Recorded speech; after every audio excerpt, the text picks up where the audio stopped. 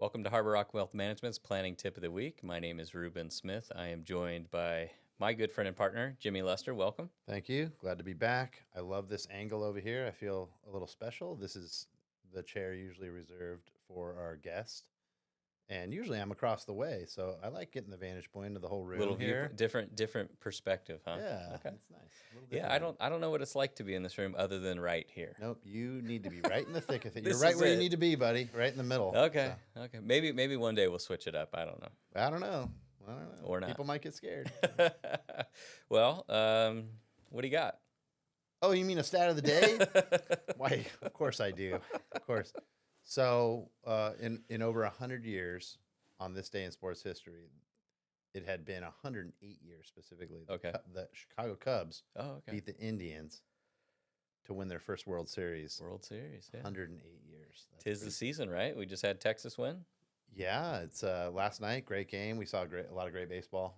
I think we were treated to some really great baseball. I don't think that at least I think both teams. I mean, I don't think either were super highly favored to represent the AL and the NL in the World Series, especially the Diamondbacks. They Right. really scrapped to get there.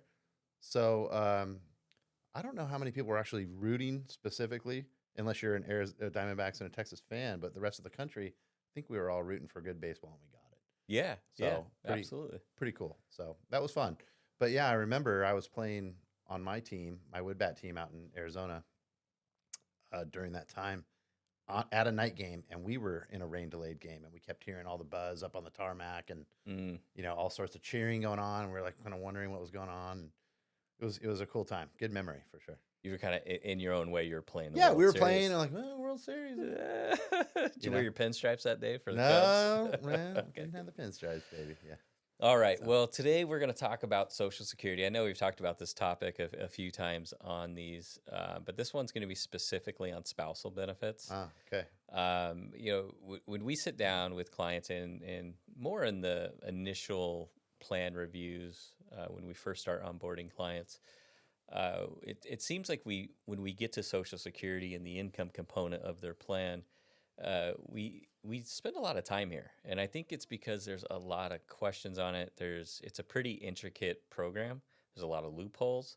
Yeah. There's a lot of information out there, maybe guidance that they've gotten maybe from the mailman or someone, a personal friend or something. Totally. So And it's not a one size fit all. it's not. It's a pretty confusing benefit, but that's why exactly you need a planner and you need someone to kind of go through your options and spell those out for you. Yeah, this one definitely, when we're diving into the initial plan and kind of, like you said, we're identifying income sources and what's to be expected, which that's a huge one, especially when people are leaving the workforce or, Sure. They've had their head down grinding and it's kind of what gets kind of on auto. You get your money, Yeah. Your retirement's coming out, this and that.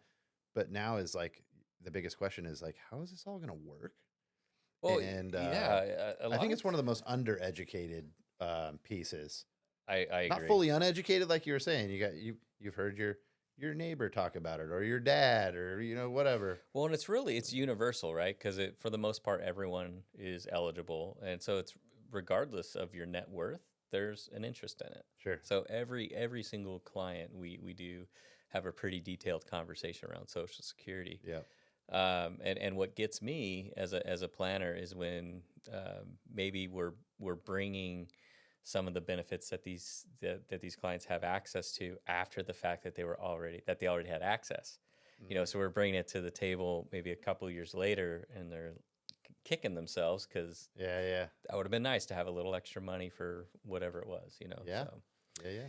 Anyway, let's dive into it. So we're going through a couple of the key points here about spousal benefits for Social Security. The first one is all spouses are eligible. So it doesn't matter if the lower earning spouse has ever worked, or maybe they worked a long time ago. Maybe they're, maybe they kept the home, or they took care of the kids, or Yeah. but every spouse is eligible for the other spouse's benefits, or up to 50% of it. Spouses, the lower earning spouse can only claim this spousal benefit once the higher earning spouse has gone on Social Security. Okay, that triggers it. Okay. Okay, so it's not Yep. like they can, they can just start taking it at 62 or at a certain age. They have to wait for that higher earning spouse Okay. to Yep. begin their Social Makes sense. Security. Um, and then spouses can claim, the lower earning spouse can claim their benefits as early as age 62. However, if they do that, they actually get penalized. It's a reduced benefit. It's 32.5% of whatever the higher earning spouse's Social Security is. So you really need to understand their personal needs. There's to pros and see cons if to taking the it haircut's early. worth it, or Yeah, they might be able to wait. right. And that haircut is if they wait till full retirement age, let's say 67, they would get 50% of Okay. the higher earning spouse's benefit. Okay. So for some people, 62 is exactly what they need to maybe get them to retirement or transition into retirement, or maybe clean up some lingering debt, or Yeah. get them financially stable heading into retirement. So Makes sense. there's no one clean answer for everybody on these. As far as the benefits, you can only get the larger of whatever your personal benefit is, or whatever you're entitled to through the spousal benefit. You mean I don't get both? So let's say your benefit's $2,000 a month by yourself, and your surviving spouses, or not your higher earning spouse at that time is 1,800. Your benefit would be $1,800. They won't give you $1,800. They'll make you apply for yours. Yes. Right? Does that make sense? Yes. So you just got to make sure if this is even available to you. And Right. Yeah. Yeah. so, and then the other thing is, or the last one, is that you can go ahead and claim your reduced benefit or your smaller benefit, and when your spouse, a higher earner, turns on their income, at that point, then you can apply for That's for great. yours. So you can actually give yourself a bit of a pay raise, which a Yeah. lot of people don't really think about that. We've seen that a number of times where someone has a small Social Security benefit, and they're they just think it is what it is. That's what it is. And right. then we say, well, you have access to another $800, another $1,000 if you just go on the spousal benefit. I wonder how many people have left that on the table. There's a lot of money that's left on the my table on gosh. Social Security. Yeah, Absolutely. and they're probably not too quick to try to educate us on that subject. I mean, they do. I They don't know. actually do a pretty good job. I hate to think that, but If you go to ssa.gov, that's a pretty good website, and they've got a lot of tools there and calculators. And if you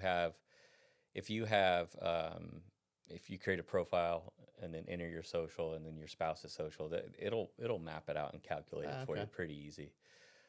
But again, this is something that we talk about Sure. with every client, and regardless of the client's net worth, this is a topic that they like to focus on. Absolutely. So we appreciate you tuning in. If you have any questions about any of these topics, please don't hesitate to reach out, and we'll see you next week.